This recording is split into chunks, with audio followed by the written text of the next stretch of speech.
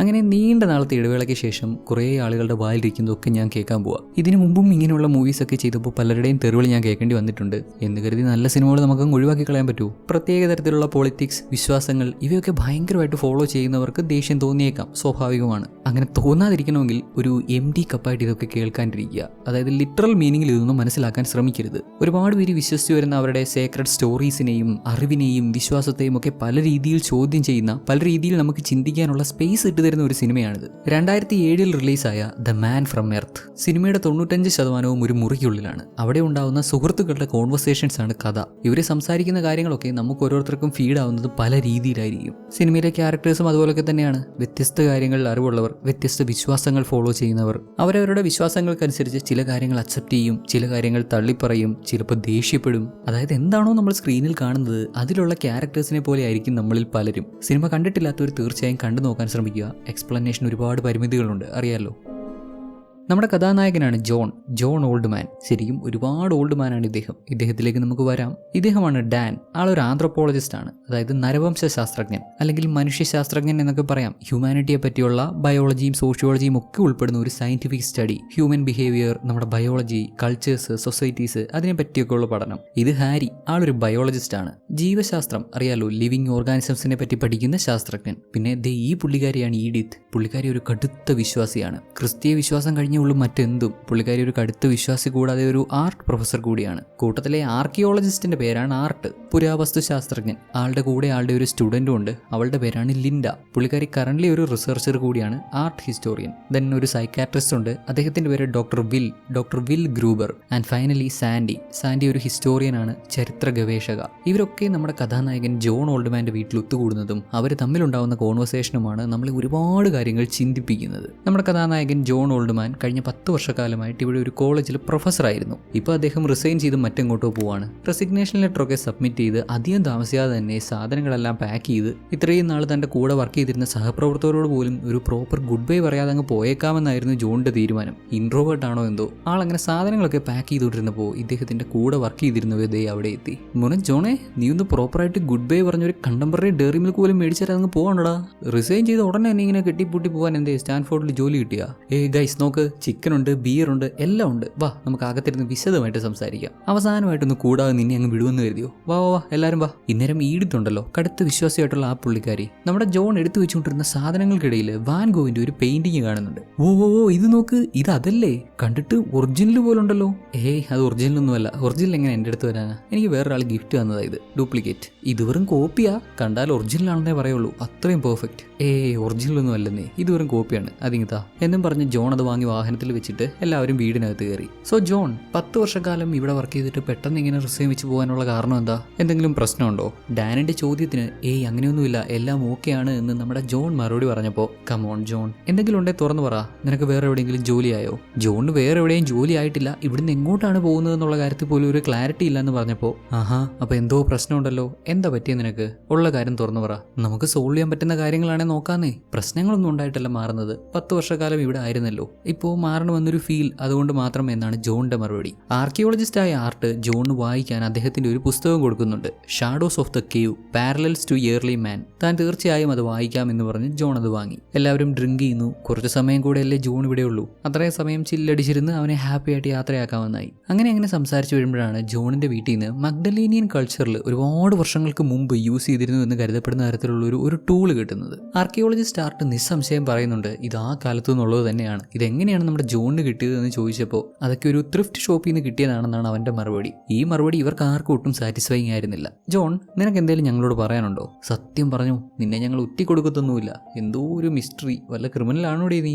ഇവരുടെ എല്ലാവരുടെയും മുഖത്തൊരു ആകാംക്ഷയുണ്ട്. ജോണിന് എന്തൊക്കെയോ പറയാനുണ്ട്, അത് കേൾക്കാൻ എല്ലാവരും തയ്യാറായിരിക്കുന്ന പോലെ ക്യൂരിയസ് ആയി ഇവനെ തന്നെ നോക്കിയിരിക്കുന്നു. തുടർന്ന് ഇതുവരെ താൻ അങ്ങനെ ഷെയർ ചെയ്തിട്ടില്ലാത്ത ഒരു വലിയ കഥ തനിക്ക് പറയാനുണ്ട് എന്ന് പറഞ്ഞ് ജോൺ അങ്ങ് തുടങ്ങുവാണ്. നിങ്ങൾക്കിത് ചിന്തിക്കാൻ പറ്റുമെന്നറിയില്ല, എന്നാലും അപ്പർ പാലിയോലിത്തിക് ഏജ് മുതൽ ഇപ്പോൾ വരെ ജീവനോട്ടിരിക്കുന്ന ഒരാളെ പറ്റി ചിന്തിക്കാമോ? 140 നൂറ്റാണ്ടുകൾ ജീവനോട്ടിരിക്കുന്ന ഒരാൾ കേവ്മാനായിരുന്നു, മരിക്കാതെ ഇന്ന് ഈ കാലം വരെയും ജീവനോട്ടിരിക്കുന്ന ഒരാളെ പറ്റി. ഇൻട്രസ്റ്റിംഗ് അല്ലേ? ജോൺ വളരെ ഇൻട്രസ്റ്റിംഗ് ആയിട്ടുള്ളൊരു കഥ പറഞ്ഞു തുടങ്ങുവാണല്ലോ. ഇതിന്റെ ബയോളജിക്കൽ സൈഡിനെ പറ്റി ഹാരി പറയുന്നുണ്ട്. അതായത് മനുഷ്യർക്ക് ഒരു 190 വർഷമൊക്കെ ജീവനോടെ ഇരിക്കാൻ സാധിക്കും. നല്ല ഫുഡൊക്കെ കഴിച്ച് കൃത്യമായി ചെയ്യേണ്ട കാര്യങ്ങളൊക്കെ ചെയ്ത് ശരീരം നല്ല രീതിയിൽ കാത്ത് സംരക്ഷിച്ചാൽ 190 വർഷമൊക്കെ ജീവിക്കാവുന്നതേ ഉള്ളൂ. നമ്മുടെയൊക്കെ ശരീരം അങ്ങനെയാണ് ഡിസൈൻ ചെയ്തിരിക്കുന്നത്. നമ്മുടെയൊക്കെ സെൽസ് റീജനറേറ്റ് ആവുന്നതാണ്. മേ ബി നമ്മുടെ ശരീരത്തിലെ എല്ലാ സെൽസും ഇതുപോലെ റീജനറേറ്റ് ആയിക്കൊണ്ടിരുന്നാൽ മരിക്കാതെ കാലാകാലങ്ങളോളം നമുക്ക് ജീവനോടെ ഇരിക്കാൻ പറ്റും. അങ്ങനെ ഒരു പോസിബിലിറ്റി ഉണ്ട് എന്ന് പറയുന്നു. വെറും 190 വർഷമല്ല, 14,000 വർഷങ്ങളായിട്ട് താൻ ജീവനോടെ ഉണ്ട്. ഒത്തിരി നൂറ്റാണ്ടുകളായി താൻ ഇപ്പോഴും ജീവിച്ചുകൊണ്ടിരിക്കുകയാണ്.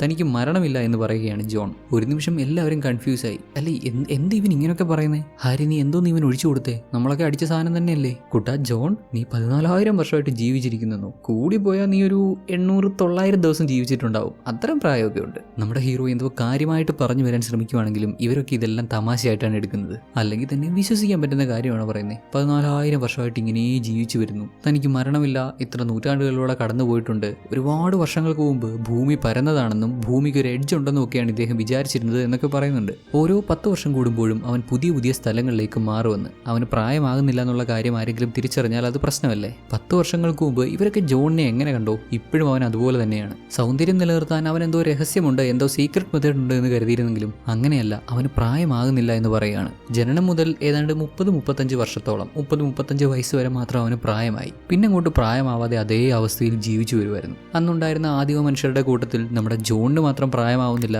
മറ്റു പലർക്കും പ്രായമാകുന്നു, അവർ മരണപ്പെടുന്നു എന്ന് കണ്ടപ്പോൾ അവർക്കൊക്കെ ഇവനെ പേടിയായി. കൂട്ടത്തിൽ ഇവൻ മാത്രം മരിക്കാതിരിക്കുന്നത് ഇവൻ എന്തോ ഒരു പ്രത്യേക തരത്തിലുള്ള ഡീമൻ ആയതുകൊണ്ടാണ്. അവരുടെയൊക്കെ ആയുസ് ഊറ്റിയെടുത്ത് ജീവിക്കുന്ന, അവരുടെയൊക്കെ ജീവൻ കവർന്നെടുത്ത് അവരുടെയൊക്കെ മരണത്തിന് കാരണമാകുന്ന ഡീമൻ ജോൺ ആണെന്ന് കരുതി അവരൊക്കെ ഇവനെ പേടിച്ച് ഇവനെ ആട്ടി ഓടിച്ചു. അക്കാലത്ത് അങ്ങനെ ആളുകൾക്കിടയിലുണ്ടായ ആ പേടിയാണ് പിൽക്കാലത്ത് വാമ്പയർ കഥകളായി പ്രചരിക്കാൻ തുടങ്ങിയത്. ഒരുപാട് കാലങ്ങളോളം പലരാലും ജോൺ ഇങ്ങനെ ചേസ് ചെയ്യപ്പെട്ടു. പ്രായമാവാത്ത ഇവനെ പലരും ഭയന്നു, പലരും അവനെ ആട്ടി ഓടിച്ചു.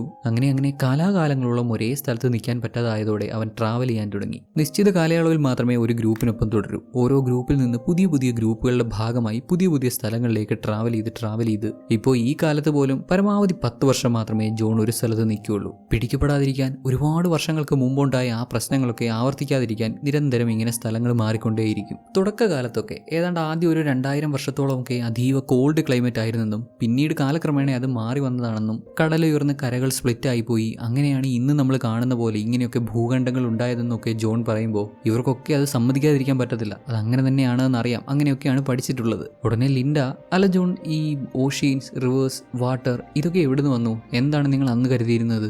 ജോൺ പറയുന്നതാവട്ടെ, ഞങ്ങൾ മുകളിൽ ആരോ ഉണ്ടെന്ന് കരുതിയിരുന്നു എന്ന്. നമ്മളെക്കാൾ ശക്തരായ ആരൊക്കെയോ അവിടെ ഉണ്ടെന്നും അവരാണ് ഇവിടെ താഴെയുള്ള നമ്മൾക്ക് വേണ്ടതൊക്കെ തരുന്നതെന്നും കരുതിയിരുന്നു. അന്നും ഇന്നും ഒക്കെ പറയപ്പെടുന്ന ആ സോ കോൾഡ് ദൈവങ്ങൾ എല്ലാം അവരുടെ പദ്ധതി പ്രകാരമാണ് നടക്കുന്നത് അത്രേ. ജോൺ ഇങ്ങനെ ആയിപ്പോയതിന് കാരണം ഒരുപക്ഷെ എന്തെങ്കിലും ശാപമാവാം, അതല്ലെങ്കിൽ അവനെ എന്തെങ്കിലും ഒരു മിഷൻ ഏൽപ്പിച്ചിട്ടുണ്ടാവാം. അവന്റെ പർപ്പസ് മറ്റെന്തെങ്കിലും ആയിരിക്കാം. ആ ദൈവങ്ങൾ എന്തോ ഇവനിലൂടെ നടത്തിയെടുക്കാൻ ശ്രമിക്കുന്നു എന്നിങ്ങനെയൊക്കെ ചിന്തിച്ചിരുന്നു അത്രേ. ഉടനെ കടുത്ത വിശ്വാസമായി ഈടുത്ത്, അങ്ങനെ ആയിക്കൂടാന്നില്ലല്ലോ, ദൈവം അദ്ദേഹത്തിന്റെ മഹത്തായ പദ്ധതി നിനക്ക് വേണ്ടി ഒരുക്കിയിട്ടുണ്ടാവാം. അതിരിക്കട്ടെ, നേരത്തെ കണ്ട ആ പെയിന്റിംഗ് അത് ഒറിജിനൽ തന്നെയല്ലേ? അതെ, അത് ഒറിജിനൽ വാൻഗോയുടെ പെയിന്റിംഗ് തന്നെയാണ്. അന്ന് എൻ്റെ പേര് ജാക്ക് ബോൺ.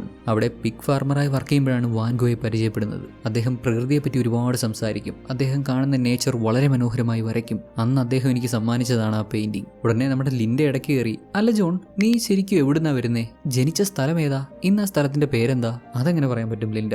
നിനക്ക് 5 വയസ്സായിരുന്നപ്പോൾ നീ വളർന്ന ആ സ്ഥലം ഇപ്പോഴും അതുപോലെ തന്നെയാണോ? ഒരുപാട് മാറ്റങ്ങൾ വന്നിട്ടുണ്ടാവത്തില്ലേ? പുതിയ റോഡ്സ്, ബിൽഡിങ്ങുകൾ ആകെ മൊത്തം മാറിയിട്ടുണ്ടാവത്തില്ലേ? അതുപോലെ ഞാൻ എവിടുന്നാണ് വന്നതെന്ന് എനിക്കിപ്പോൾ ട്രാക്ക് ബാക്ക് ചെയ്യാൻ പറ്റത്തില്ല. ഒത്തിരി മാറ്റങ്ങൾ വന്നു കഴിഞ്ഞു. Forest, mountains, canyons. കഴിഞ്ഞ 14,000 വർഷമായിട്ട് ഇങ്ങനെ ട്രാവൽ ചെയ്തുകൊണ്ടിരിക്കുന്ന ഞാൻ എവിടെയാണ് ജനിച്ചതെന്ന് എനിക്ക് ട്രാക്ക് ചെയ്യാൻ പറ്റത്തില്ല. എനിക്കത് കണ്ടുപിടിക്കാൻ പറ്റില്ല. ഒരുപാട് നാളായിട്ട് ഓരോ 10 വർഷം കൂടുമ്പോഴും പുതിയ ഐഡന്റിറ്റീസ് ക്രിയേറ്റ് ചെയ്ത് പുതിയ നാടുകളിൽ അങ്ങനെ ജീവിച്ചു വരുന്നു. ഒരിക്കൽ ഐഡന്റിറ്റീസ് ഫേക്ക് ചെയ്ത് പിടിക്കപ്പെട്ടു. ബെൽജിയത്തിൽ ജയിലിൽ കിടക്കേണ്ടി വന്നിട്ടുണ്ട്. ഇവിടെ ഇവർ ഓരോരുത്തരും ചോദിക്കുന്ന ചോദ്യങ്ങൾക്ക് ജോൺ കൃത്യമായി ഉത്തരം കൊടുക്കുന്നുണ്ട്. എല്ലാ ചോദ്യത്തിനും അവൻ കൊടുക്കുന്ന ഉത്തരം സാറ്റിസ്ഫൈങ് ആണ് എന്ന് പറയേണ്ടി വരും. ഇങ്ങനെ ആയപ്പോൾ എല്ലാ ചോദ്യത്തിനും നിനക്ക് ഉത്തരവുണ്ടല്ലോ, എങ്കിൽ ഇത് പറ, നീ എന്തിനാ ഇങ്ങനെയൊക്കെ ചെയ്യുന്നേ? ഇങ്ങനെ ഒരു കഥ പറയുന്നത് എന്തിനാ? നിങ്ങളോടൊക്കെ ഉള്ള സത്യം പറയുന്നതാണെന്നേ.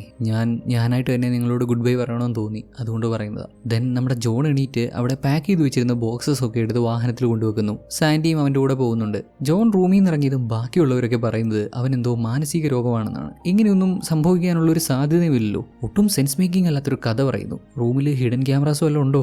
ഇത് അവൻ്റെ ട്രിക്സ് വല്ലതുമാണോ? കൂട്ടത്തിൽ ആർട്ട് അദ്ദേഹത്തിന് പരിചയമുള്ളൊരു ഡോക്ടറെയും ഇക്കാര്യങ്ങളൊക്കെ വിളിച്ച് പറയുന്നുണ്ട്. തങ്ങളുടെ സുഹൃത്ത് ജോൺ എന്തോ മാനസിക രോഗമാണ്, ഇമ്മാതിരി കഥയൊക്കെ പറയുന്നു, പറ്റുമെങ്കിൽ ഇവിടെ വരെ വന്ന് അവനെ പരിശോധിക്കണമെന്ന്. ഇതേ സമയം ജോണിന്റെ കൂടെ പുറത്തിറങ്ങിയ സാൻഡി അവളുടെ പ്രണയം ജോണിനോട് തുറന്നു പറയുന്നുണ്ട്. അവനും അതറിയാമായിരുന്നു, അവളോടും ഒരു അട്രാക്ഷൻ തോന്നിയിരുന്നു എന്നൊക്കെ സമ്മതിക്കുന്നുണ്ട്. ഇതിനു മുമ്പും പല കാലങ്ങളിൽ ഇവന് പ്രണയം ഉണ്ടായിട്ടുണ്ട്, വിവാഹം ചെയ്തിട്ടുണ്ട്, കുട്ടികളുണ്ടായിട്ടുണ്ട്. പല നാടുകളിൽ പല കാലഘട്ടങ്ങളിൽ ഇവന് ഭാര്യമാരുണ്ട്. കൂടിപ്പോയാൽ 10 വർഷമൊക്കെയാണ് അവരുടെ കൂടെ ജീവിച്ചിട്ടുള്ളത്. ആഫ്റ്റർ ഓൾ ഒരുപാട് ആഗ്രഹങ്ങളുണ്ടെങ്കിലും ഇങ്ങനെ ഒരു ലൈഫിൽ കൂടുതൽ ബന്ധങ്ങൾ ഒരിക്കലും നല്ലതല്ല. ഒരു ദിവസം ടാറ്റ ബൈ ബൈ പറഞ്ഞ് പോകണം എന്ന് മനസ്സിലാക്കി പിന്നെയും ഇത്തരത്തിലുള്ള ബന്ധത്തിലേക്ക് പോകുന്നത് അത് ഭയങ്കര ബുദ്ധിമുട്ടാണ്. ദെൻ ജോൺ വീണ്ടും റൂമിലേക്ക് കയറി വരുമ്പോൾ ഹാരി അവൻ്റെ പുറകിൽ നിന്ന് വന്ന് അവനെ പിടിക്കുന്നുണ്ട്. ഇവൻ എന്തെങ്കിലും സൂപ്പർ പവേഴ്സ് ഉണ്ടോ എന്ന് അറിയാൻ ചെക്ക് ചെയ്തതാണ്. ജോൺ അദ്ദേഹത്തിൻ്റെ കൈ പിടിച്ച് തിരിച്ചങ്ങേരെ താഴെ ഇട്ടിട്ട്, നോക്ക്, ഞാനും നിങ്ങളെ പോലൊരു മനുഷ്യനാണ്, ഒരുപാട് കാലം ജീവിച്ചിരുന്നേ ഉള്ളൂ, അതുകൊണ്ട് തന്നെ ആയോധന കലകൾ പലതും പഠിച്ചിട്ടുണ്ട്, അല്ലാതെ എനിക്ക് സൂപ്പർ പവർ ഒന്നുമില്ല. വീണ്ടും ജോൺ കഥ തുടർന്നു. ഒരുപാട് കാലം പല ഗോത്രങ്ങളുടെയും ഭാഗമായിട്ട് അങ്ങനെ ജീവിച്ചു,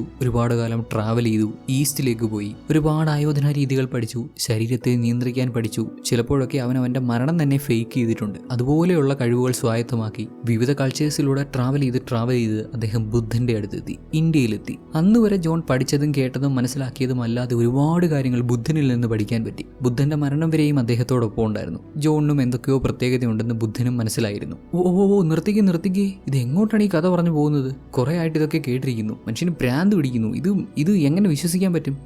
ഞാനിതൊക്കെ പറഞ്ഞ് നിങ്ങളെ വിശ്വസിപ്പിച്ചാൽ തന്നെ എത്ര കാലം നിങ്ങളിത് വിശ്വസിക്കും? പ്രാക്ടിക്കലി പോസിബിൾ അല്ല, കള്ളക്കഥയാണ്, അങ്ങനെ ഇങ്ങനെയൊക്കെ പറഞ്ഞ് ഇത് ആ ഒരു രീതിയിൽ അങ്ങ് മറന്നു പോകത്തില്ലേ ഉള്ളൂ. ഞാൻ പറയുന്ന കഥയ്ക്ക് ഒരു ക്രെഡിബിലിറ്റിയും ഇല്ല. നിങ്ങളിത് ആരോടൊക്കെ ചെന്ന് പറയാൻ ശ്രമിച്ചാലും അവരിതൊന്നും വിശ്വസിക്കണമെന്നില്ല. അപ്പോഴേക്കും ആർട്ടിന്റെ സുഹൃത്ത് കൂടിയായ ഡോക്ടർ വിൽ അങ്ങോട്ട് വരും. ജോൺ പറഞ്ഞ കഥയൊക്കെ കേട്ടിട്ട് ഇവനെന്തോ പ്രാന്തുണ്ടെന്നാണല്ലോ ബാക്കിയുള്ളവരൊക്കെ കരുതിയത്. അതുകൊണ്ട് തന്നെ സൈക്കാട്രിസ്റ്റിനെ വിളിച്ചു വരുത്തി. ഇതുവരെ ജോൺ പറഞ്ഞ കാര്യങ്ങളൊക്കെ അങ്ങനെയാണ് എന്ന് പ്രൂവ് ചെയ്യാനുള്ള തെളിവൊന്നും അവന് കൊടുക്കാൻ പറ്റുന്നില്ലല്ലോ. എന്നാൽ അതേപോലെ തന്നെ ഇത് കേട്ടിരിക്കുന്ന ഇവർക്കും അവൻ പറയുന്ന കാര്യങ്ങളൊക്കെ അങ്ങനെ അല്ല എന്ന് പ്രൂവ് ചെയ്യാനും പറ്റുന്നില്ല. ഇവർ ഏതൊക്കെ രീതിയിൽ കാര്യങ്ങൾ വളച്ചൊടിച്ച് കൺവേർട്ട് ചെയ്ത് ചോദിച്ചാലും ജോൺ അതിനൊരു ഉത്തരമുണ്ടാവും. കുറേയായി ഇവരൊക്കെ കഠിനമായി ശ്രമിക്കുന്നു ജോൺ പറയുന്നതൊക്കെ ഒരു കഥ മാത്രമാണ് എന്ന് സ്ഥാപിക്കാൻ. പക്ഷെ പറ്റുന്നില്ല, എല്ലാത്തിനും അവനൊരു ഉത്തരവുണ്ട്. അതുകൊണ്ട് ഇനിയിപ്പോൾ കഥ തുടരുമ്പോൾ സൈക്കാട്രിസ്റ്റ് ചോദ്യങ്ങളൊക്കെ ചോദിക്കട്ടെ. ഒരുപക്ഷെ ഇദ്ദേഹത്തിന് നമ്മുടെ ജോണിനെ കൗണ്ടർ ചെയ്യാൻ പറ്റിയാലോ? സൈക്കാട്രിസ്റ്റ് ചോദ്യങ്ങൾ ചോദിച്ചു തുടങ്ങി. ഇവനും സാധാരണ ഒരു മനുഷ്യനെ പോലെയാണ് എന്നാണല്ലോ പറയുന്നത്. അങ്ങനെയെങ്കിൽ ഉറപ്പായും ഈ കാലയളവിൽ ഇവന് കുറേയധികം രോഗങ്ങൾ വന്നിട്ടുണ്ടാവണം. എന്തൊക്കെ രോഗങ്ങളാണ് അവന് വന്നിട്ടുള്ളത് എന്ന് ചോദിച്ചപ്പോൾ നിമോണിയ, ടൈഫോയിഡ്, മഞ്ഞപ്പിത്തം, എന്തിന് സ്മോൾ പോക്സ് പോലും അവന് വന്നിട്ടുണ്ട് എന്ന് സമ്മതിക്കുന്നുണ്ട്. എന്നിട്ട് നിന്റെ ശരീരത്ത് പാടുകളൊന്നുമില്ലല്ലോ? പാടുകൾ ഉണ്ടായിരുന്നു, ബട്ട് എനിക്കിതെല്ലാം പെട്ടെന്ന് ഹീലാവും. ഉടനെ ഹാരി, ജോൺ, എനിക്ക് നിന്നെ ഒന്ന് ടെസ്റ്റ് ചെയ്താൽ കൊള്ളാവുന്നുണ്ട്. എൻ്റെ ഒരു ഫ്രണ്ട് ഉണ്ട്, ആളുടെ ലാബ് വരെ ഒന്ന് വരാമെങ്കിൽ കുറച്ച് ടെസ്റ്റ് ചെയ്തിട്ട് നിന്നെ വിട്ടേക്കാം. എന്നാൽ ജോൺ ഇതിനൊട്ടും അങ്ങോട്ട് സമ്മതിക്കുന്നില്ല. വൺസ് ആ ഒരു ലാബിനുള്ളിൽ പോയാൽ അവരെങ്ങനെയൊക്കെ ടെസ്റ്റ് ചെയ്യുമെന്നോ എത്ര കാലം ജോണിനെ അവിടെ പിടിച്ചു പോകുമെന്നോ പറയാൻ പറ്റത്തില്ല. മനുഷ്യന്റെ കാര്യമല്ലേ, ഇങ്ങനെയൊരു ടോപ്പിക്കൊക്കെ കേട്ടാൽ ക്യൂരിയസ് ആവും. ചിലപ്പോൾ നമ്മുടെ ജോണിനെ അവിടെ അങ്ങ് പിടിച്ചു വെച്ചാലോ? അവനൊരു മനുഷ്യനാണെന്ന് പോലും പരിഹരിക്കാതെ ലാബ്രാറ്റായിട്ട് അവനെ യൂസ് ചെയ്യാനുള്ള സാധ്യതയുണ്ട്. ഇവരോട് ഷെയർ ചെയ്യുന്ന കാര്യങ്ങളൊക്കെ പ്രൂവ് ചെയ്യേണ്ട ബാധ്യതയൊന്നും ജോണിനില്ല. ഇവിടെ ഇരിക്കുന്ന സൈക്കാട്രിസ്റ്റിന്റെ ഒഴികെ ബാക്കിയുള്ള എല്ലാവരുടെയും ഡിഗ്രി ഓൾറെഡി ജോണിനുണ്ട്. കഴിഞ്ഞ 170 വർഷക്കാലമായിട്ട് ഇവർക്കൊക്കെയുള്ള ഡിഗ്രീസ് അവനും അച്ചീവ് ചെയ്തിട്ടുണ്ട്. ഇത്രയും ഡിഗ്രീസ് ഉള്ളതുകൊണ്ടോ 14,000 വർഷം ജീവിച്ചു എന്നതുകൊണ്ടോ ഒന്നും ജോൺ ഇവരെക്കാളും ജീനിയസ് ആവുന്നില്ല. ഇവരെക്കാളും ഒക്കെ കുറേ കാര്യങ്ങൾ അവന് പഠിക്കാൻ പറ്റിയിട്ടുണ്ട്. അത് അവൻ എക്സ്ട്രാ ഓർഡിനറി ഇന്റലിജന്റ് ആയതുകൊണ്ടൊന്നുമല്ല, അവന് ടൈം കിട്ടി, ആ ഒരു അഡ്വാൻറ്റേജ് ഉണ്ടായിരുന്നു. ഉടനെ സൈക്കാട്രിസ്റ്റ് എണീറ്റ്, ജോൺ, നീ ഇമ്മോർട്ടൽ അല്ലേ, എന്നാൽ ഞാനിപ്പോൾ നിന്നെ ഷൂട്ട് ചെയ്യട്ടെ എന്ന് പറഞ്ഞ് അവന് നേരെ പോയിന്റ് ചെയ്യും. വിൽ, ഞാൻ ഇമ്മോർട്ടൽ ആണ് എന്ന് ഞാൻ പറഞ്ഞിട്ടില്ല, ചിലപ്പോൾ ഞാൻ മരിച്ചു പോയേക്കാം. ഈവൻ ഇഫ് നിങ്ങൾ എന്നെ ഷൂട്ട് ചെയ്ത് ഞാൻ കൊല്ലപ്പെട്ടാൽ നിങ്ങൾ എന്തിനിപ്പോൾ എന്നെ ഇങ്ങനെ ഷൂട്ട് ചെയ്തു നിങ്ങൾക്ക് ചിന്തിക്കേണ്ടി വരും, അതോർത്ത് വിഷമിക്കേണ്ടി വരും.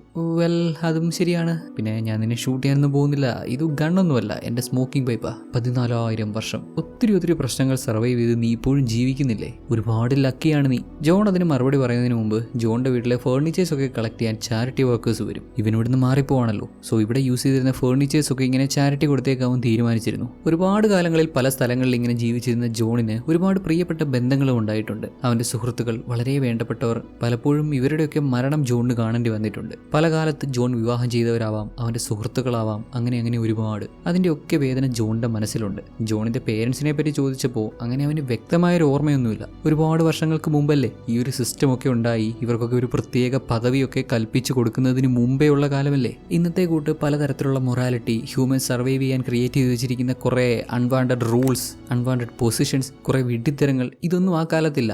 അവൻ ഓർമ്മയുള്ളത് പ്രകാരം അത് അവൻ്റെ അച്ഛനാണോ അല്ലെങ്കിൽ അവൻ്റെ ബ്രദറാണോ എന്നറിയില്ല. ഒരുപക്ഷെ അവനെ എടുത്തു വളർത്തി ആരെങ്കിലും ആവാം. എന്തായാലും അങ്ങനെ ജസ്റ്റ് ഒരു ഫിഗർ മാത്രമേ അവൻ്റെ മനസ്സിലുള്ളൂ. ഇതിനൊക്കെ ഒരു വലിയ പ്രത്യേകതയൊന്നുമില്ല. നെക്സ്റ്റ് ജനറേഷൻ ക്രിയേറ്റ് ചെയ്യുക എന്നുള്ളത് എല്ലാ സ്പീഷീസിലും നടക്കുന്ന കാര്യമാണ്. ബയോളജിക്കലി നമ്മൾ അങ്ങനെയാണ്. നീ പറഞ്ഞില്ലേ പണ്ടൊരു കാലത്ത് മറ്റുള്ളവരുടെ ജീവൻ മോഷ്ടിക്കുന്നവനായിട്ട് അവർ നിന്നെ കണ്ട് നിന്നെ ആട്ടി ഓടിച്ചു എന്നൊക്കെ. ഒരുപക്ഷെ അവരുടെ സംശയം ശരിയായിക്കൂടെ? നിനക്ക് ചുറ്റുമുള്ള എല്ലാവരും മരണപ്പെടുന്നു, അവർക്കൊക്കെ ഒരു പ്രോപ്പർ ലൈഫ് സൈക്കിൾ ഉണ്ട്. ജനിക്കുന്നു, ജീവിതം പൂർത്തിയായി മരിക്കുന്നു. പക്ഷെ നിനക്ക് മാത്രം അതില്ല. അന്ന് അവർ കരുതിയ പോലെ ഏതോ തരത്തിൽ അവരുടെ ജീവൻ ഊറ്റിയെടുക്കുന്ന ഒരു ജീവിയാണ് നീയെങ്കിലോ. അന്നുണ്ടായി വന്ന കഥകളിലെ പോലെ ബ്ലഡ് ഊറ്റി കുടിക്കുന്ന വാമ്പയർ അല്ല. ഒരുപക്ഷെ അവർ പോലും അറിയാതെ അവരുടെ ജീവനാണ് നിന്റെ ലൈഫ് ഫോഴ്സ് എങ്കിലോ. അറിഞ്ഞോ അറിയാതെയോ ഒരുപാട് പേരെ നീ കൊന്നിട്ടുണ്ടെങ്കിലോ ജോൺ. ഇനി അത് വേണ്ട. മേ ബി ഞാൻ പറയുന്നത് ശരിയാവാം, തെറ്റാവാം, എന്തു തന്നെയാണെന്നുണ്ടെങ്കിലും നമുക്കൊരു തീരുമാനമെടുത്താലോ എന്നും പറഞ്ഞു ദേ ഇങ്ങേര് ഗണ്ണെടുത്ത് അവന് നേരെ പോയിന്റ് ചെയ്തു. ഇത്തവണ പൈപ്പല്ല, ശരിക്കും ഗണ്ണാണ്. ഇങ്ങേര് വെറുതെ അവനെ ടെസ്റ്റ് ചെയ്യുന്നതാണെന്ന് വിചാരിച്ചു. പക്ഷേ ആൾ ഭയങ്കര സീരിയസ് ആയിട്ടാണ് ഇതൊക്കെ സംസാരിക്കുന്നത്. പറ ജോൺ, ഞാൻ നിന്റെ കയ്യിൽ ഷൂട്ട് ചെയ്താൽ അത് നീ പറഞ്ഞ പോലെ പെട്ടെന്ന് അങ്ങ് ഹീലാവോ? എന്നാൽ പിന്നെ നിന്റെ തലയിൽ ഷൂട്ട് ചെയ്യാം. എന്ത് സംഭവിക്കും നോക്കാലോ. കുറച്ച് സമയം എല്ലാവരെയും ടെൻഷൻ അടിപ്പിച്ചെങ്കിലും സൈക്കാട്രിസ്റ്റ് ഗണ്ണ് മാറ്റിയിട്ട് എനിക്ക് എൻ്റെ പണിയുണ്ട്, നിങ്ങൾ ഇവൻ്റെ കഥയും കേട്ടുകൊണ്ടിരുന്നു എന്ന് പറഞ്ഞിട്ട് ഇറങ്ങിപ്പോയി. അപ്പോഴാണ് ഹാരി പറയുന്നത് ഡോക്ടർ വില്ലിൻ്റെ വൈഫ് മേരി കഴിഞ്ഞ ദിവസമാണ് മരണപ്പെട്ടതെന്ന്. പാൻക്രിയാറ്റിക് ക്യാൻസർ ആയിരുന്നു. ആ ഒരു വിഷമമൊക്കെ കാരണമാവാം പുള്ളിക്കാരൻ ഒരു നിമിഷം കൺട്രോൾ വിട്ടു പെരുമാറിയത്. ഇവിടെ വന്ന് ഈ കഥയൊക്കെ കേട്ടപ്പോൾ ശരിക്കും ആളുടെ കൺട്രോൾ പോയി. അവർക്ക് ചുറ്റുമുള്ള അവർക്ക് വേണ്ടപ്പെട്ടവരൊക്കെ മരിക്കുന്നു, എന്നാൽ ഇവിടെ ഒരുത്തൻ 14,000 വർഷമായിട്ട് മരണമില്ലാതെ ജീവിച്ചു വരുന്നു എന്നൊക്കെ കേട്ടപ്പോൾ ഒരു നിമിഷം അദ്ദേഹത്തിന്റെ കയ്യിൽ നിന്ന് പോയതാണ്. കാര്യം മനസ്സിലാക്കിയ നമ്മുടെ ജോൺ ആവട്ടെ വില്ലിന്റെ പുറകെ ഓടിച്ചെന്ന് അദ്ദേഹത്തോട് സോറി പറയുന്നുണ്ട്. വില്ലിന്റെ കയ്യിലുള്ള ഗണ്ണ് വാങ്ങി അതിൽ നോക്കിയപ്പോഴോ അതിലൊരൊറ്റ ബുള്ളറ്റ് പോലും ഇല്ല. വില്ല് വെറുതെ ഡ്രാമ ഇറക്കിയതാണ്. നമ്മുടെ ജോണിനെ കൊണ്ട് സത്യം പറയിപ്പിക്കാൻ വേണ്ടിയുള്ളൊരു ട്രിക്ക് മാത്രമായിരുന്നു. ദെൻ അഗെയിൻ ജോൺ കഥ തുടർന്നു. ജോണിനെ പോലെ ഇതുപോലെയുള്ള കഴിവുകളുള്ള മറ്റാരെയെങ്കിലും അവൻ പരിചയപ്പെട്ടിട്ടുണ്ടോ എന്ന് ചോദിച്ചപ്പോൾ 1600കളിൽ ജോണിനെ പോലെ തന്നെയുള്ള ഒരാളെ അവൻ പരിചയപ്പെട്ടു എന്ന് പറയുന്നുണ്ട്. അവർക്ക് രണ്ടാൾക്കും പ്രായമാവുന്നില്ല. തന്നെ പോലെ തന്നെ ഒരാളെ കാണാൻ പറ്റിയപ്പോൾ ക്യൂരിയസ് ആയിട്ട് സംസാരിച്ചു. 2 ദിവസം അവർ ഒരുമിച്ചുണ്ടായിരുന്നു എന്നൊക്കെ പറയുന്നുണ്ട്. ബട്ട് അന്ന് ജോൺ മീറ്റ് ചെയ്ത ആ വ്യക്തിയും ജോണിനെ പോലെ തന്നെയാണെന്ന് ഉറപ്പിച്ച് പറയാൻ പറ്റില്ല. ഒരുപക്ഷെ ഇവന്റെ കാര്യങ്ങളൊക്കെ അങ്ങോട്ട് ഷെയർ ചെയ്തപ്പോൾ അയാളും ചുമ്മാ അതിനനുസരിച്ച് തട്ടിയതാവാം. എന്നാൽ അന്ന് കണ്ട അതേ പേഴ്സണെ തന്നെയോ അല്ലെങ്കിൽ അതേപോലെ ഒരാളെയോ 200 വർഷങ്ങൾക്ക് ശേഷം ജോൺ ഒരു റെയിൽവേ സ്റ്റേഷനിൽ വെച്ച് കണ്ടിരുന്നുവെന്നും സൂചിപ്പിക്കുന്നുണ്ട്. മേ ബി അന്ന് കണ്ട അതേ പേഴ്സൺ തന്നെ ആവാം അത്. റെയിൽവേ സ്റ്റേഷനിൽ നിന്ന് ക്രൗഡ് കൂടുതലായതുകൊണ്ട് പോയി സംസാരിക്കാൻ പറ്റിയില്ല. ജോൺ ഇങ്ങനെ ആവാൻ കാരണം ഏതെങ്കിലും ദൈവത്തിന്റെ പ്ലാനിന്റെ ഭാഗമാണോ, അവനൊരു വിശ്വാസിയാണോ എന്നൊക്കെ ചോദിച്ചപ്പോൾ ഒരു കാലത്ത് എല്ലാവരെയും പോലെയും അവനൊരു വിശ്വാസി ആയിരുന്നു. പക്ഷേ പ്രായമാകും തോറും അറിവ് കൂടും തോറും അവനതിന്റെ ആവശ്യം വന്നിട്ടില്ല. ആ ഒരു ഹൈപ്പോത്തസിസിൽ വിശ്വസിക്കേണ്ടി വന്നിട്ടില്ല എന്നാണ് പറയുന്നത്. ഈ മറുപടി ഈഡിത്തിന് ഇഷ്ടപ്പെട്ടില്ല. പുള്ളിക്കാരി കടുത്ത വിശ്വാസിയാണല്ലോ. ദൈവത്തെ അങ്ങനെയൊന്നും കാണാൻ പറ്റത്തില്ല, അങ്ങനെയൊന്നും മനസ്സിലാക്കാൻ പറ്റത്തില്ല. അതിന് ദൈവവിളി വേണം. ആളെല്ലായിടത്തും ഉണ്ട്. തൂണിലും തുരുമ്പിലും ഇരുമ്പിലും എല്ലായിടത്തും ദൈവം ഉണ്ട് എന്ന് വിശ്വസിക്കുന്ന ഒരാളാണല്ലോ പുള്ളിക്കാരി. ജോൺ ദൈവത്തിൽ വിശ്വസിക്കുന്നില്ല എന്ന് പറഞ്ഞപ്പോൾ ദൈവമില്ലാതെ ഇതൊക്കെ എങ്ങനെ ക്രിയേറ്റ് ആയി, ഇതൊക്കെ എങ്ങനെ ഉണ്ടായി എന്ന് വലിയൊരു ചോദ്യം അവിടെ ഉണ്ടല്ലോ. വ്യക്തമായൊരു ഉത്തരം നമുക്ക് പറയാൻ പറ്റില്ല, അറിയില്ല എന്നുള്ളതാണ്. ഉടനെ ഈടുത്ത് പറയുന്നുണ്ട് ഇതൊക്കെ എക്സ്പ്ലെയിൻ ചെയ്യാനും മനസ്സിലാക്കാനും ഒരേ ഒരു വഴി മാത്രമേ ഉള്ളൂ, ദൈവത്തിൽ വിശ്വസിക്കുക. അതാവുമ്പോൾ ഇതൊക്കെ ദൈവം ക്രിയേറ്റ് ചെയ്തതാണ് എന്നങ്ങ് പറഞ്ഞാൽ പോരെ. ചിന്തിക്കേണ്ട ആവശ്യമില്ല, ഒരുപാട് തലച്ചോറ് പോയിക്കേണ്ട ആവശ്യമില്ല, അന്വേഷിക്കേണ്ട ആവശ്യമില്ല, എല്ലാം ദൈവം കാരണമാണ്. സിമ്പിൾ. അല്ല, അപ്പോൾ ഈ ബൈബിൾ സ്റ്റോറീസ് ഒക്കെ നീ എപ്പോഴെങ്കിലും ബൈബിളിലെ ഏതെങ്കിലും ക്യാരക്ടേഴ്സിനെ മീറ്റ് ചെയ്തിട്ടുണ്ടോ? പ്രധാനപ്പെട്ട ഒരു ഇവന്റിന്റെ ഭാഗമായിട്ടുണ്ട്. അതെന്താ സംഭവം? ജോണിനെന്തോ ഇത് മാത്രം പറയാനൊരു മടി. ഇത് പറഞ്ഞാൽ ശരിയാവത്തില്ല എന്ന് കരുതുന്ന അവൻ ഈ ഒരു പാർട്ട് നമുക്ക് സ്കിപ്പ് ചെയ്യാമെന്ന് പറയുന്നുണ്ടെങ്കിലും ഇവർ സമ്മതിച്ചില്ല. അത് പറ്റില്ല, പറയുവാണെങ്കിൽ മുഴുവനായിട്ട് പറയണം. ഇതുവരെ ചോദിച്ച ചോദ്യങ്ങൾക്ക് കൃത്യമായ മറുപടി എന്നല്ലോ, ഇതും പറഞ്ഞേ പറ്റൂ. അത് പിന്നെ ബൈബിളിലെ ഒരു പ്രധാനപ്പെട്ട സ്റ്റോറി അത് ആക്ച്വലി ഒരു മിത്താണ്, അങ്ങനെയൊന്നും അല്ലത്. ഉടനെ നമ്മുടെ ആർക്കിയോളജി സ്റ്റാർട്ട്. അതിപ്പോൾ എല്ലാവർക്കും അറിയാവുന്ന കാര്യമല്ലേ, ബൈബിൾ മൊത്തം മിത്താണ്. നീ ഇതിൽ ഏത് മിത്തിനാണ് തുടക്കം കുറിച്ചത്? മോശയെ പറ്റിയാണോ പറഞ്ഞു വരുന്നത് എന്ന് ലിൻഡ ചോദിച്ചപ്പോൾ അല്ലല്ല, മോശയും ഒരു മിത്ത് തന്നെയാണ്. മൈസിസ് അതൊരു സിറിയൻ മിത്താണ്. ആ കഥ പല രീതിയിൽ പ്രചരിച്ച് ബൈബിളിൽ എഴുതി വെച്ചിരിക്കുന്ന പോലെ പിൽക്കാലത്തായി മാറിയതാണ്. അങ്ങനെയെങ്കിൽ 12 അപ്പോസ്തലന്മാരിൽ ആരെങ്കിലും ആയിരിക്കും നീ അല്ലേ? ഏയ് അതുമല്ല, അവരാരും അപ്പോസ്തലന്മാരും അല്ല. അവരൊന്നും പുതിയതായിട്ടൊന്നും പഠിപ്പിച്ചിട്ടുമില്ല. ഇങ്ങനെ പറഞ്ഞു വന്ന് ബൈബിളിൽ എഴുതി വെച്ചിരിക്കുന്ന പോലെയൊന്നുമല്ല സത്യം. ഒരു പുതിയ നിയമത്തെ പറ്റി തന്നെ ഇവനിവിടെ പരാമർശിക്കുന്നുണ്ട്. ഇതെല്ലാം കേട്ട് ഈടത്തിന് ദേഷ്യം വന്നു. ഇത് ദൈവത്തെ അവമാനിക്കുന്നതിന് തുല്യമാണ്. ബൈബിളിൽ പഴയ നിയമവും പുതിയ നിയമവും മാത്രമേ ഉള്ളൂ. അത് ആ രീതിയിൽ അനുസരിക്കണം. അതിൽ ഒരു തരത്തിലുള്ള മാറ്റങ്ങളും പാടില്ല. ഈടത്തിന്റെ ഈ സ്റ്റേറ്റ്മെന്റ് ആക്ച്വലി ലോകത്തിലുള്ള സകല സഭകളുടെയും നെഞ്ചത്തിട്ടുള്ളൊരു കൊട്ടാണ്. നമ്മുടെ നാട്ടിലും കുറെ സഭകളില്ലേ, ഇവരൊക്കെ ഇവരുടെ ആവശ്യാനുസരണം ഒരുപാട് പുസ്തകങ്ങൾ ബൈബിളിൽ നിന്ന് മാറ്റി അവർക്ക് വേണ്ടത് മാത്രം ഇൻക്ലൂഡ് ചെയ്തിട്ടുള്ള ബൈബിളാണ് യൂസ് ചെയ്യുന്നത്. ഉദാഹരണം കുറെ പറയാനുണ്ട്. വിഗ്രഹാരാധന പാടില്ല എന്ന് ബൈബിളിൽ പറയുന്നുണ്ടല്ലോ. എന്നിട്ട് ഇപ്പോഴും വിഗ്രഹങ്ങളെ ആരാധിക്കുന്ന, വിഗ്രഹമുണ്ടാക്കി ആരാധിക്കുന്ന സഭകളുണ്ടല്ലോ. ആത്മീയ പിതാവിനെ മടികൂടാതെ അംഗീകരിക്കണം എന്ന് പറഞ്ഞു വെച്ചിട്ടുണ്ടെങ്കിലും അതൊന്നും മൈൻഡാക്കാതെ സ്വത്തിനു വേണ്ടി തർക്കിക്കാനും പള്ളി പിടിക്കാനും പോകുന്ന ടീമുകളെ കാണാമല്ലോ. ദൈവം കൽപ്പിച്ചിട്ടുള്ള വചനങ്ങളിൽ നിന്ന് അധികമായി ഒന്നും ചേർക്കരുതെന്നും അതിൽ നിന്നൊന്നും കുറയ്ക്കരുത് എന്നും ബൈബിളിൽ എഴുതിയിട്ടുണ്ട്. എന്നിട്ട് കൂടെയും ബൈബിൾ ഒരുപാട് തവണ എഡിറ്റ് ചെയ്യപ്പെട്ടിട്ടുണ്ട്. കിങ് ജെയിംസിന്റെ ടൈം വരെയും പിന്നീട് നമ്മുടെ നാട്ടിൽ വന്ന് നമ്മുടെ സഭകൾ അവരുടെ രീതിയിലും അതിനൊക്കെ മുമ്പ് ഹീബ്രു, ഗ്രീക്ക്, ലാറ്റിൻ ഇങ്ങനെ പല ഭാഷകളിൽ പല കാലങ്ങളിൽ ബൈബിൾ തിരുത്തപ്പെട്ടിട്ടുണ്ട്. ഇവിടെ നമ്മുടെ ഈടുത്ത് പഠിച്ചിട്ടുള്ളതും പുള്ളിക്കാരി പൂർണ്ണമായും വിശ്വസിക്കുന്നതും ശരിയാണെന്ന് വാദിക്കുന്നതും കിങ് ജെയിംസിന്റെ ബൈബിൾ വേർഷനാണ്. ചെറുപ്പം മുതലേ അത് പഠിച്ചു, അതിലവർ പൂർണ്ണമായും വിശ്വസിക്കുന്നു. ആൻഡ് ഇവിടെ നമ്മുടെ ജോൺ എങ്ങനെയാണ് ബൈബിളിന്റെ ഭാഗമാകുന്നതെന്നോ? ഇദ്ദേഹം ബുദ്ധനിൽ നിന്ന് ഒരുപാട് കാര്യങ്ങൾ പഠിച്ചല്ലോ. ആ അറിവുകളൊക്കെ ശരിയാണ്, അതാണ് ശരിയായ മാർഗമെന്ന് മനസ്സിലാക്കിയ ജോൺ റോമൻ എംപയറിന് കീഴിലുള്ള സ്ഥലങ്ങളിൽ പോയി ഈ കാര്യങ്ങളൊക്കെ പറയാൻ തുടങ്ങി. ജോൺ പറയുന്നതിലെ യുക്തി തിരിച്ചറിഞ്ഞ ആളുകളൊക്കെ ഇദ്ദേഹത്തോടൊപ്പം കൂടി. ഒരുപാട് കാര്യങ്ങൾ ഇദ്ദേഹം അവരെ പഠിപ്പിച്ചു. ഇദ്ദേഹത്തിന്റെ ടീച്ചിങ്സ് ഒക്കെ ഭരണകൂടത്തിന് വലിയ വെല്ലുവിളിയായിരുന്നു. അവർ ഇദ്ദേഹത്തെ കൊല്ലാൻ തീരുമാനിച്ചു. അങ്ങനെ നമ്മുടെ ജോണിനെ പിടികൂടി കുരിശിൽ തറച്ച് കൊന്ന് കല്ലറയിൽ കുഴിച്ചിട്ടു. അതായത് ചുരുക്കി പറഞ്ഞാൽ ഇന്ന് ലോകത്ത് ഏറ്റവും അധികം ആളുകൾ വിശ്വസിക്കുന്ന ഈ മതത്തിലെ പ്രധാനപ്പെട്ട കഥാപാത്രം ജീസസ് ക്രൈസ്റ്റ് നമ്മുടെ ജോൺ തന്നെയാണ്. കുരിശിൽ തറച്ചപ്പോൾ നമ്മുടെ ജോൺ ശരിക്കും മരിച്ചില്ലായിരുന്നു. അവന്റെ ശരീരത്തെ അവൻ കൺട്രോൾ ചെയ്യുകയായിരുന്നു. ഒരുപാട് ആയോധന രീതികൾ പഠിച്ചിട്ടുള്ള ജോണിന് അവന്റെ മരണം ഫേക്ക് ചെയ്യാൻ സാധിക്കും. 3 ദിവസത്തോളം അങ്ങനെ കൺട്രോൾ ചെയ്ത് നിന്നിട്ട് പിന്നീട് അവൻ ശരീരം പഴയ പോലെയാക്കി കല്ലറയിൽ നിന്ന് പുറത്തു വന്നു. മരിക്കുകയും ഉയർത്തെഴുന്നേൽക്കുകയും ചെയ്ത ജീസസിന്റെ കഥ അങ്ങനെയാണ് പ്രചരിച്ചു തുടങ്ങിയത്. അതിനു മുമ്പേ ഒരുപാട് വർഷങ്ങൾക്ക് മുമ്പേ പറയപ്പെട്ടിരുന്ന പലതരത്തിലുള്ള പ്രവചനങ്ങൾ എന്ന് കരുതപ്പെട്ടിരുന്ന പല സംഭവങ്ങളുമായി ജീസസിനെ കണക്ട് ചെയ്യാനും അതെല്ലാം ഒരു കഥയാക്കി മാറ്റി ദൈവപുത്രൻ ഭൂമിയിൽ വന്നു, അദ്ദേഹം തങ്ങൾക്ക് വേണ്ടി മരിച്ചു, ഉയർത്തെഴുന്നേറ്റു എന്ന രീതിയിലൊക്കെ ആക്കി തീർത്തു എന്ന് പറയുകയാണ്. ക്രൈസ്റ്റിന്റെ ഇതേ കഥയോട് സിമിലർ ആയിട്ടുള്ള പല മതങ്ങളിലെ പല ദൈവങ്ങളുടെ കഥയും പറയപ്പെടുന്നുണ്ട്. കൃഷ്ണന്റെ കഥയും ഹെർക്കുലിസിന്റെ കഥയും ഒക്കെ സിമിലർ ആണ്. ഈ കഥകളൊക്കെ കണക്ട് ചെയ്ത് അതിലെ സിമിലാരിറ്റീസ് ഒക്കെ പറയുമ്പോൾ യഥാർത്ഥ ദൈവത്തിന്റെ കഥ മറ്റു വിശ്വാസങ്ങളുമായിട്ട് കണക്ട് ചെയ്യുന്നു. ഇതൊക്കെ യഥാർത്ഥ ദൈവത്തെ അപമാനപ്പെടുത്തുന്നതിന് തുല്യമാണ് എന്ന് പറഞ്ഞ് ഈഡിത്ത് ഇവനെ കുറ്റപ്പെടുത്തുന്നുമുണ്ട്. ബൈബിളിൽ എഴുതിയിട്ടുള്ള സകലതും വള്ളി പുള്ളി തെറ്റാതെ പുള്ളിക്കാരി വിശ്വസിക്കുന്നുണ്ട്. ഏത് ബൈബിളെന്ന് ചോദിച്ചാൽ കിങ് ജെയിംസ് വേർഷൻ. ഇതൊക്കെ ദൈവത്തിന്റെ പദ്ധതിയാണത്രേ. പല കാലങ്ങളിൽ പല മനുഷ്യരിലൂടെ അങ്ങനെ പ്രവർത്തിച്ച് ബൈബിൾ കുറച്ചുകൂടെ കറക്റ്റ് ആക്കി, കുറച്ചുകൂടെ ആക്യുറേറ്റ് ആക്കുകയാണ് ദൈവം ചെയ്തത്. അതന്നെ അങ്ങനെ എല്ലാം അറിയുന്ന ദൈവത്തിന് ആദ്യമേ തന്നെ കറക്റ്റ് ആയിട്ടുള്ള ബൈബിളും കൊടുത്താൽ പോരായിരുന്നോ? അല്ല, അത് പിന്നെ നമ്മൾ ഇംപെർഫെക്റ്റ് ആണല്ലോ. അതുകൊണ്ട് ദൈവം നമുക്ക് മനസ്സിലാവുന്ന രീതിയിൽ ഇങ്ങനെ തിരുത്തൽ കൊണ്ടുവരുന്നതാണ്. ന്യായീകരിക്കാൻ ഈടുത്ത് മിടുക്കിയാണ്. എങ്ങനെയൊക്കെ ചോദിച്ചാലും അത് അങ്ങനെയല്ല ഇങ്ങനെയാണെന്നൊക്കെ തിരുത്തി മാറ്റി പറഞ്ഞ് അവരുടെ വിശ്വാസത്തെ, പഠിച്ചിട്ടുള്ള കാര്യങ്ങളെ ഡിഫെൻഡ് ചെയ്യാനുള്ള ബാധ്യത സ്വയം തലയിലേറ്റുന്നു. ഇവരൊക്കെ ഈ പൊതുവേ പറയുന്ന സ്വർഗം നരകമൊക്കെ വെറും കഥകൾ മാത്രമാണ്. മനുഷ്യനെ കൺട്രോൾ ചെയ്യാൻ വേണ്ടി പ്രീസ്റ്റുകൾ ഉണ്ടാക്കിയെടുത്ത കഥകൾ മാത്രം. അപ്പോഴേക്കും ഡോക്ടർ വിൽ തിരികെ വരുന്നുണ്ട്. അതെ, നീ പറഞ്ഞ കാര്യങ്ങളൊന്നും ഞാൻ വിശ്വസിക്കുന്നില്ല. നിനക്ക് എന്തൊക്കെയോ കുഴപ്പമുണ്ട്, നിനക്ക് ഹെൽപ്പ് വേണം. എല്ലാവരും അങ്ങനെയൊക്കെ തന്നെയല്ലേ വിൽ? എല്ലാവർക്കും ഹെൽപ്പ് വേണ്ടി വരുമല്ലോ. അതെ, പക്ഷെ നിനക്ക് കുറച്ച് കൂടുതൽ ഹെൽപ്പ് വേണ്ടി വരും. ഏതായാലും ഇത്രയും സമയമെടുത്ത് ജോൺ വിശദമായിട്ട് കാര്യങ്ങളൊക്കെ പറഞ്ഞു കൊടുത്തിട്ടും ഇവർ ചോദിച്ച ചോദ്യങ്ങളൊക്കെ എല്ലാവർക്കും സാറ്റിസ്ഫൈങ് ആയിട്ടുള്ള രീതിയിൽ ഉത്തരങ്ങൾ കൊടുത്തിട്ടും ഇവരാരും ഇപ്പോഴും ജോണിനെ വിശ്വസിക്കുന്നില്ല. എന്നാൽ വിശ്വസിക്കാതിരിക്കാനും പറ്റുന്നില്ല. രണ്ടിൻ്റെയും ഇടയിലുള്ള ഒരു സ്റ്റേജിലാണെന്ന് പറയാം. വിശ്വസിക്കണോ വേണ്ടയോ എന്നറിയാത്തൊരവസ്ഥ.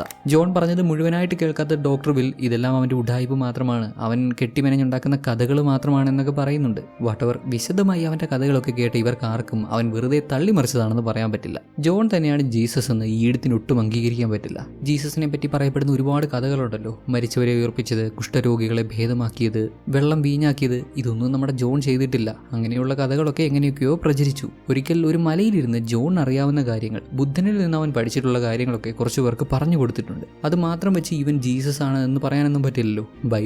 ബൈബിളിൽ പറയുന്ന ജീസസ് ഒരു ചോയ്സ് കൊടുക്കുന്നുണ്ടല്ലോ. നിങ്ങളോ എന്നെ ആർ എന്ന് പറയുന്നു എന്നാണ് ജീസസ് ചോദിക്കുന്നത്. അവിടെ അദ്ദേഹം ഒരു ചോയ്സ് കൊടുക്കുകയാണ് ചെയ്തത്. ഇവിടെ നമ്മുടെ ജോണും ഇവർക്കൊരു ചോയ്സ് കൊടുത്തുകൊണ്ട് ഞാൻ ആരാണെന്ന് നിങ്ങൾ തന്നെ തീരുമാനിക്കുക എന്ന് പറഞ്ഞപ്പോൾ ഒരു നിമിഷം ഈടത്തിന് തൻ്റെ മുന്നിലിരിക്കുന്നത് ജീസസ് ക്രൈസ്റ്റ് ആണ്, ദൈവമാണ് എന്ന് തോന്നിപ്പോയി. പുള്ളിക്കാരി കരയുന്ന പോലും ഉണ്ട്. ഇങ്ങനെയൊക്കെ ആയപ്പോൾ സൈക്കാട്രിസ്റ്റ് വിൽ, ജോൺ ഇതിവിടെ വെച്ച് നിർത്തിക്കോ, നിനക്ക് ഭ്രാന്താണെന്നൊന്നും ഞാൻ പറയുന്നില്ല, പക്ഷേ നീ ഈ പറഞ്ഞു വെക്കുന്നതൊന്നും ഇതൊന്നും ഉള്ളതല്ല, ഇതൊക്കെ കള്ളമാണ്. പ്ലീസ് ഇനിയെങ്കിലും ഉള്ള കാര്യം പറ, സത്യം തുറന്നു പറ. ജോൺ നോക്കുമ്പോൾ ഇവരൊക്കെ ഒരുമാതിരി ആശങ്കപ്പെട്ടും കൺഫ്യൂസ്ഡായും സങ്കടത്തോടെയും ഒക്കെ ഇരിക്കുക. ഇതുവരെ പറഞ്ഞതൊക്കെ സത്യമോ കള്ളമോ, ഇപ്പോൾ എന്തായാലും ഇതൊരു കഥയാണ് എന്ന് പറഞ്ഞ് അവസാനിപ്പിക്കുന്നതാണ് നല്ലത് എന്ന് മനസ്സിലാക്കി ജോൺ ഇവരോട് ഇതെല്ലാം ഒരു കഥ മാത്രമായിരുന്നു. ഇവരിവിടെ വന്നതും ഇവനോട് സംസാരിച്ചു തുടങ്ങിയതുമൊക്കെ ഇവനിങ്ങനൊരു കഥ പറയാൻ കാരണമായി. തുടക്കത്തിൽ കണ്ട വാൻഗോയുടെ പെയിന്റിംഗ് ഒറിജിനലാണോ എന്ന് ചോദിച്ചത് ജോണിന് പ്രായമാവുന്നില്ല. 10 വർഷങ്ങൾക്ക് മുമ്പ് അവൻ എങ്ങനെയായിരുന്നു അതുപോലെ തന്നെയാണ് അവൻ ഇപ്പോഴും എന്ന് പറഞ്ഞത്. അവൻ്റെ വീട്ടിൽ നിന്ന് കണ്ടെത്തിയ പഴയ ടൂള്, ഇതൊക്കെ ചേർത്ത് അവൻ ഉണ്ടാക്കിയെടുത്തൊരു കഥ മാത്രമാണിത്. അവൻ ഈ കഥ പറയാൻ കാരണമായത് ഇവരൊക്കെ തന്നെയാണ്. ഇവർ ചോദിച്ച പല കാര്യങ്ങൾ കണക്ട് ചെയ്ത്